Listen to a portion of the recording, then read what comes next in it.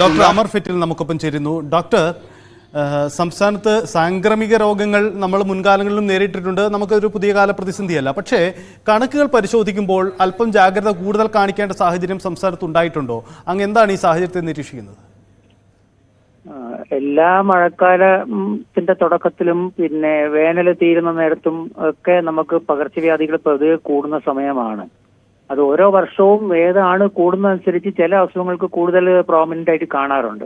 ഇക്കൊല്ലം നമ്മൾ ഈ ഹെപ്പറ്റൈറ്റിസ് കൂടുതൽ കാണുന്നു. മറ്റ് പലപ്പോഴും ചിക്കൻ ബോക്സ് ആയിരിക്കാം, ചിലപ്പോൾ വെറും വൈറൽ ഫീവേഴ്സ് ആയിരിക്കാം. ഇതിന് മുമ്പിലത്തെ നേരത്ത് കോവിഡും അതുപോലെ നേരത്തെ ഇൻഫ്ലുവൻസ വന്നിരുന്നു. ഇങ്ങനത്തെ ഒരു സെറ്റ് ഓഫ് സാംക്രമിക രോഗങ്ങൾ ഉണ്ടാകുന്ന സാധ്യതയുള്ള നേരമാണ്. ഇനി അതുപോലെ തന്നെ എലിപ്പനി അല്ലെങ്കിൽ ലെപ്റ്റോസ്പൈറോസിസ്, ഡെങ്കി. അപ്പൊ ഇത് നമ്മുടെ ഒരു ഫിക്സഡ് പാറ്റേൺ ആണ്. അപ്പൊ ഈ നേരത്ത് നമുക്ക് പൊതുവേ ആരോഗ്യവകുപ്പ് പറയുന്ന ചില ജാഗ്രതാ നിർദ്ദേശങ്ങളുണ്ട്. അപ്പൊ അത് പലപ്പോഴും നമ്മൾ കാണുന്ന ഇപ്പോൾ ഈവൻ കുടുംബപരമായി നോക്കിയാൽ തന്നെ പലരും നമ്മൾ ഈ ജാഗ്രതാ നിർദ്ദേശങ്ങൾ സ്വന്തമായിട്ടുള്ള പ്രാക്ടീസിൽ അത് ഉൾക്കൊള്ളാറില്ല എന്നുള്ളത് കാണാറുണ്ട്. അത് ഈ വെള്ളം തിളപ്പിച്ച് കുടിക്കുന്ന കാര്യങ്ങളും അതിനൊക്കെ ഒരു കണ്ടിന്യൂസ് ആയിട്ടുള്ള ജാഗ്രത മെയിൻറ്റെയിൻ ചെയ്യേണ്ടത് ഈ നേരത്തെ ആവശ്യമാണ്. ഇപ്പോൾ ഹെപ്പറ്റൈറ്റിസ് പകർന്നു പിടിക്കുന്നു എന്ന് പറയുന്ന നേരത്ത് അല്ലെ അതൊരു സ്ഥലത്തൊരു ഔട്ട് ബ്രേക്ക് ഉണ്ടെന്ന് കാണുമ്പോൾ തന്നെ ഉടനെ നമ്മൾ അവിടെ അറിയിക്കുന്ന വെച്ചാൽ ഈ തണുത്ത ഡ്രിങ്ക്സ്, ഐസ് ഇട്ട സാധനങ്ങൾ അതൊന്നും കുടിക്കാതിരിക്കുക. കഴിയുന്നത്ര നമ്മൾ വീട്ടിൽ നിന്ന് കൊണ്ടുപോകുന്ന ചൂടാഹാരവും തിളപ്പിച്ചാറ്റിയ വെള്ളവും കുടിക്കുക. അങ്ങനെ ചൂടുപാനീയങ്ങൾ കുടിക്കുക.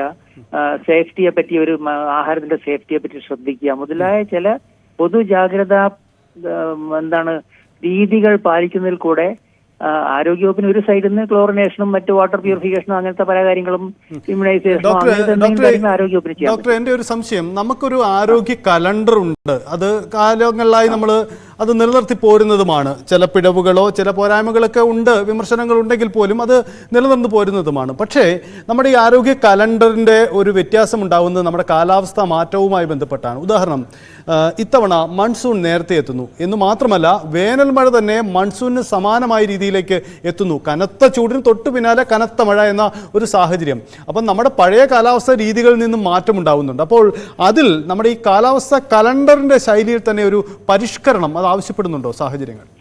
അത് നല്ലൊരു ഒബ്സർവേഷനുമാണ്. അത് നല്ലൊരു ഐഡിയ ആണ് അതിൽ നിന്ന് ഉരുത്തിരിഞ്ഞു വരുന്നത്. കാരണം ഇപ്പൊ നമ്മൾ പൊതുവെ കാണുന്ന നമ്മുടെ പല കണക്കൂട്ടലും ക്ലൈമറ്റ് ചേഞ്ചും വാർമിങ്ങും എല്ലാം അത് മാറ്റം വരുത്തുന്നുണ്ട്.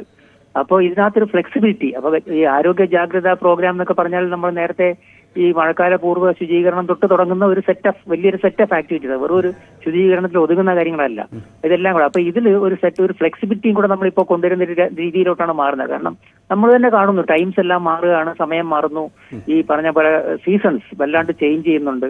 അപ്പൊ അതുകൊണ്ട് ഒരു ഫ്ലെക്സിബിലിറ്റിയിൽ നമ്മൾ ചിലപ്പോൾ ഇന്നേ മാസം തുടങ്ങണം എന്ന് പറഞ്ഞാൽ ചിലപ്പോൾ കുറച്ചുകൂടെ മുമ്പേ തുടങ്ങുക, ചിലപ്പോൾ ഒരു സാധനങ്ങൾ ഒരു ആക്ടിവിറ്റി ഇന്നേ മാസം എൻഡ് ചെയ്യുന്നു, ചിലപ്പോൾ അവിടുന്ന് മുമ്പോട്ട് പോകേണ്ടി വരും. സോ നല്ലൊരു കാര്യമാണ് ഈ ഫ്ലെക്സിബിലിറ്റി ഉണ്ടാകുന്നത്. പ്ലാനിങ്ങിലും എല്ലാം നല്ലൊരു കാര്യമാണ്.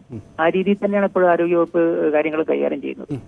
ഈ നമ്മൾ അപൂർവ രോഗങ്ങളായി നമുക്ക് അറിയാം, ഈ അമീബിക് മെനഞ്ചൈറ്റിസ് കഴിഞ്ഞ ദിവസം റിപ്പോർട്ട് ചെയ്ത, മലപ്പുറത്ത് നിന്നും റിപ്പോർട്ട് ചെയ്ത രോഗാവസ്ഥയുണ്ട്. അതുപോലെ തന്നെ പുതിയ പനിരോഗങ്ങൾ കടന്നു വരുന്നുണ്ട്. ഇത്തരം രോഗാവസ്ഥകൾ കേരളത്തിൽ അപൂർവമെങ്കിലും മുൻകാലങ്ങളിലും റിപ്പോർട്ട് ചെയ്യപ്പെട്ടിട്ടുണ്ട്. പക്ഷേ വീണ്ടും ഇത് റിപ്പോർട്ട് ചെയ്യപ്പെടുന്നത് നമ്മൾ ഇത്തരം അപൂർവ രോഗങ്ങൾക്കു വേണ്ടി കൂടുതൽ ജാഗ്രത പുലർത്തണമെന്ന ഓർമ്മപ്പെടുത്തൽ കൂടി ഇതിൻ്റെ ഭാഗമായി നമ്മൾ നടത്തേണ്ടതുണ്ടോ? അത് ഒരു വളരെ ഡിഫിക്കൽട്ട് ആയിട്ടുള്ളൊരു സിറ്റുവേഷൻ ആണ് ശരിക്കും പറഞ്ഞാൽ. കാരണം ഇതൊക്കെ എക്സ്ട്രീംലി റെയർ രോഗങ്ങളാണ്. അത് വരുന്നത് ഇപ്പോ ഒരു കുട്ടി കുളത്തിൽ കുളിച്ചു, ഇത് ഈ കുളത്തിൽ കുളിക്കലോ അമ്പലക്കുളത്തിലോ കടലിലോ അരുവിയിലോ തോട്ടിലൊക്കെ കളിക്കുകയും കുളിക്കുകയും ചെയ്യുന്നത് ഒരു സ്വാഭാവിക ആക്ടിവിറ്റിയാണ്. അതേസമയം ചില അപൂർവ സാഹചര്യങ്ങളാണ് ഇങ്ങനെ ഒരു രോഗാണു ചില സ്ഥലത്ത് ഇൻഫെക്റ്റീവ് കോൺസെൻട്രേഷൻ ഉണ്ടാവുകയും അത് ബൈ ചാൻസ് ഒരു കുട്ടിക്ക് ആ നേരത്ത് വരികയും ആ കുട്ടീന്റെ റെസിസ്റ്റൻസ് കുറച്ച് കുറവ്, ഇതെല്ലാം കൂടെ ഒരു വളരെ അൺപ്രഡിക്റ്റബിൾ ആയിട്ടുള്ള 3 ഫാക്ടേഴ്സ് ആണ്. അതായത് ഏജന്റിന്റെ സാന്നിധ്യവും ശക്തിയും, അവിടെയുള്ള അന്തരീക്ഷവും മറ്റ് പരിസ്ഥിതിയുടെ അവസ്ഥ, പിന്നെ ഒരു വ്യക്തിയുടെ ആ നേരത്തുള്ള റെസിസ്റ്റൻസ് അല്ലെ പ്രതിരോധ ശേഷി അല്ലെ ശക്തി. ഇത് 3ഉം അനുനിമിഷം മാറിക്കൊണ്ടിരിക്കുന്ന കാര്യങ്ങളാണ്. അപ്പൊ പ്രിഡിക്റ്റ് ചെയ്യുക എന്നുള്ളത് കോമൺ ഡിസീസിന്റെ പ്രഡിക്ഷനിലാണ് നമ്മുടെ ഈ ആരോഗ്യ ജാഗ്രത പോലത്തെ കാര്യങ്ങൾ. പക്ഷേ എക്സ്ട്രീംലി റെയർ ഡിസീസിൽ ഈ പ്രഡിക്ഷൻ ഒരു ഭയങ്കര ഡിലമ്മയാണ്. സത്യം പറഞ്ഞാൽ അത് ഒരു മനുഷ്യർക്ക് അങ്ങനെ പ്രിഡിക്റ്റ് ചെയ്ത് ആരും വെള്ളത്തിൽ കുളിക്കാൻ പാടില്ല, കളിക്കാൻ പാടില്ല, അത് പറയാനും സാധ്യമല്ല. കാരണം ആയിരക്കണക്കിനോ ലക്ഷക്കണക്കിനോ ആൾക്കാർ ചെയ്യുന്ന ആക്ടിവിറ്റി. അതേസമയം ചില റെയർ സാഹചര്യങ്ങളിൽ ഇങ്ങനത്തെ കാര്യങ്ങൾ ഉണ്ടാകുന്നു.